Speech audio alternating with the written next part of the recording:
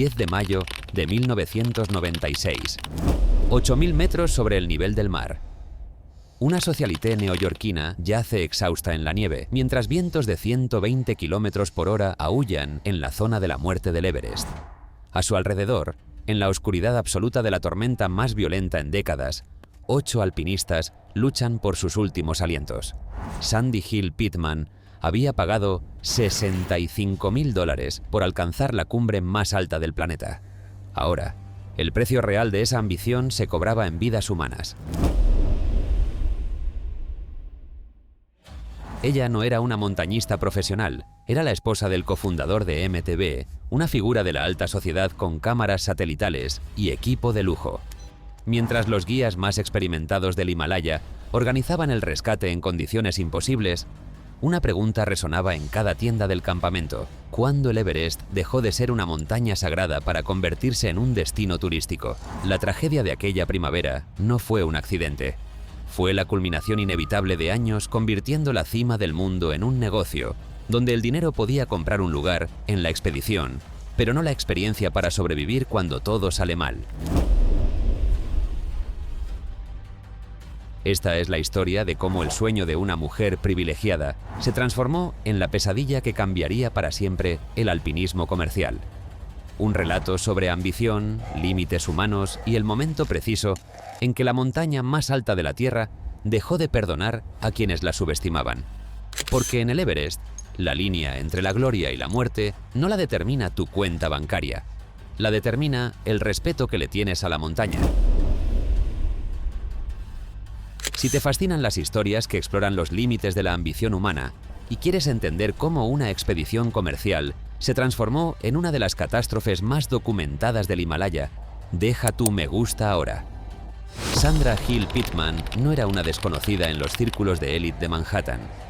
Casada con Bob Pittman, el visionario cofundador de MTV, Sandy se movía entre las fiestas más exclusivas de Nueva York, los desfiles de moda y las galas benéficas donde cada vestido costaba más que el salario anual de un trabajador promedio.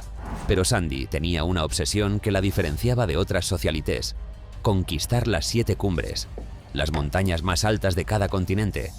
No se trataba solo de escalar, se trataba de demostrar que una mujer de su estatus podía lograr hazañas que pocos osaban intentar. Para 1996, ya había completado 6 de las 7 cumbres. Solo le faltaba una, el Everest. La expedición que Sandy contrató no era como las históricas ascensiones de Edmund Hillary o Reinhold Messner. Era un producto comercial, un paquete de alpinismo de lujo diseñado para clientes adinerados que podían pagar $65.000 por un intento a la cumbre. Rob Hall, uno de los guías más respetados del Himalaya, lideraba la expedición Adventure Consultants. Sandy no solo llevaba el equipo estándar de alta montaña: crampones, piolet, botellas de oxígeno suplementario. También transportaba cámaras satelitales, computadoras portátiles y equipos de comunicación para reportar en tiempo real su aventura a NBC y varios medios estadounidenses. Quería que el mundo presenciara su triunfo. Quería convertir su ascenso en un evento mediático que consolidara su reputación como aventurera intrépida. Pero el Everest no respeta las ambiciones ni las cuentas bancarias. A 8.848 metros de altitud, la zona de la muerte no distingue entre millonarios y alpinistas profesionales.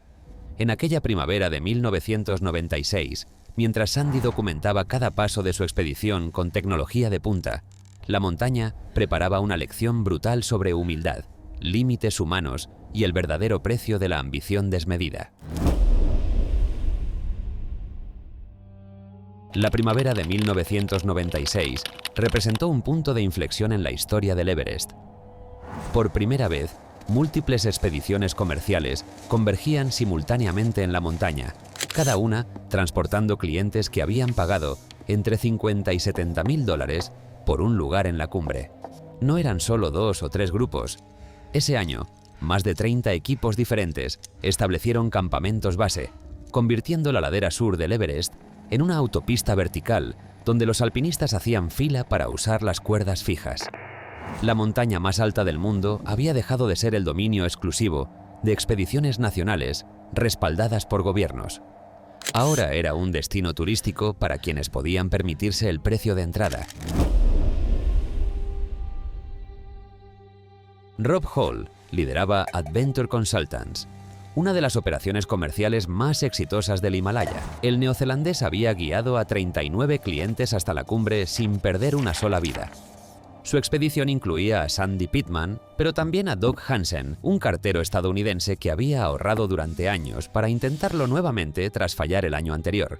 Scott Fisher comandaba Mountain Madness, la competencia directa de Hall. Fisher era carismático, audaz, y su equipo incluía al legendario guía kazajo Anatoly Bukrev, un alpinista puro que despreciaba el uso de oxígeno suplementario incluso a 8.000 metros de altitud. Ambos líderes eran profesionales excepcionales, pero la presión comercial los empujaba a tomar riesgos calculados que en expediciones tradicionales nadie habría considerado.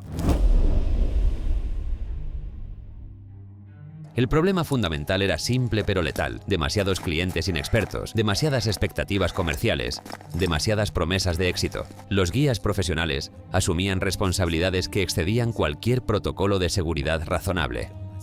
Debían llevar a la cumbre a personas que físicamente podían lograrlo con ayuda constante, pero que carecían de la experiencia técnica para salvarse a sí mismas si algo salía mal.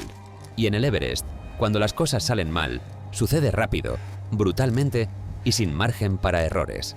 La temporada apenas comenzaba, pero las condiciones ya advertían sobre lo que vendría. El 10 de mayo de 1996 amaneció despejado en el Campamento 4, ubicado a 7.900 metros en el Collado Sur. Las condiciones parecían favorables, aunque los barómetros mostraban una caída de presión atmosférica que los guías experimentados reconocieron como señal de tormenta inminente.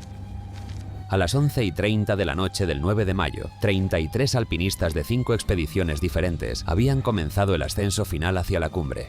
Era demasiada gente para las estrechas rutas del Everest. Los retrasos comenzaron casi inmediatamente cuando los equipos descubrieron que nadie había instalado cuerdas fijas en el escalón Hillary, el obstáculo técnico más difícil antes de la cumbre. Perdieron 2 horas críticas, mientras los guías montaban las cuerdas bajo condiciones que empeoraban minuto a minuto. Sandy Pittman alcanzó la cumbre aproximadamente a las 2:30 de la tarde, 3 horas y media después del límite de retorno establecido por Rob Hall. La regla no escrita del Everest es clara: si no llegas a la cima antes de las 14 horas, debes dar la vuelta sin importar cuán cerca estés. Después de esa hora, no hay suficiente luz diurna ni oxígeno para descender con seguridad, pero la presión comercial y las expectativas de los clientes crearon un ambiente donde ningún guía quería ser el primero en abortar.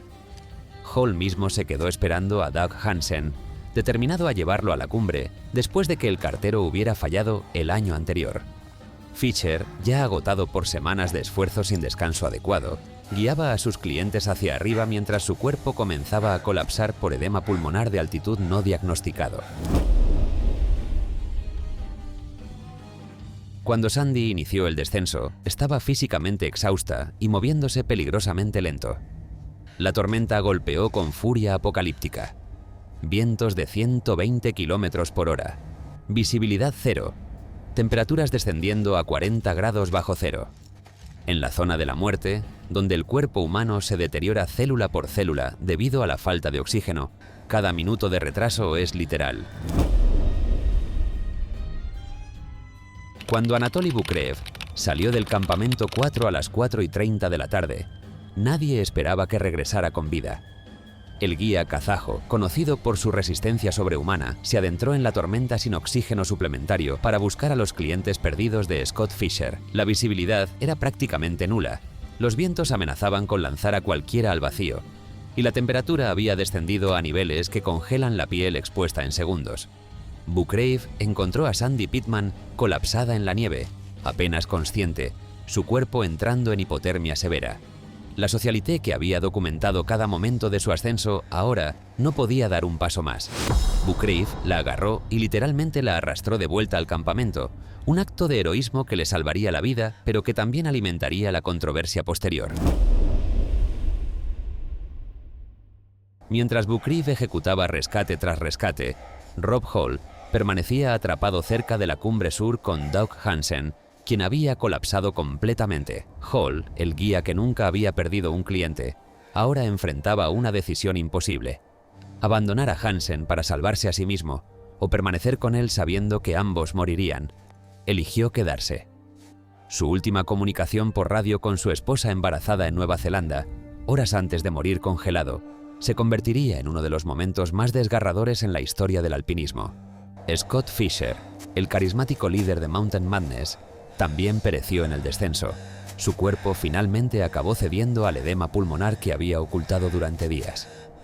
Al amanecer del 11 de mayo, 8 personas habían muerto, incluyendo algunos de los guías más experimentados del Himalaya. La tragedia expuso verdades incómodas sobre el alpinismo comercial. Los clientes como Sandy habían sobrevivido en parte por su dinero, que financiaba equipos de rescate y oxígeno adicional. Los guías profesionales, en cambio, murieron cumpliendo obligaciones contractuales que los forzaron a permanecer en la zona de la muerte más allá de cualquier límite razonable de seguridad. Sandy Pittman sobrevivió, regresó a Nueva York y continuó su vida entre la alta sociedad, mientras los nombres de Rob Hall, Scott Fischer y los demás fallecidos quedaron grabados en placas conmemorativas en el campamento base. La prensa la crucificó como el símbolo del turismo irresponsable en el Everest, la clienta rica cuya ambición personal costó vidas profesionales. Pero aquí está la pregunta incómoda que nadie quiere hacer. ¿Fue realmente culpa de Sandy o de un sistema comercial que convirtió la montaña más mortal del planeta en un producto vendible? Si tienes $65.000 y una empresa te promete llevarte a la cumbre, ¿quién es más responsable cuando todo sale mal? ¿El cliente que confía en los expertos o los guías que aceptan dinero sabiendo que algunos clientes no tienen la experiencia para salvarse a sí mismos?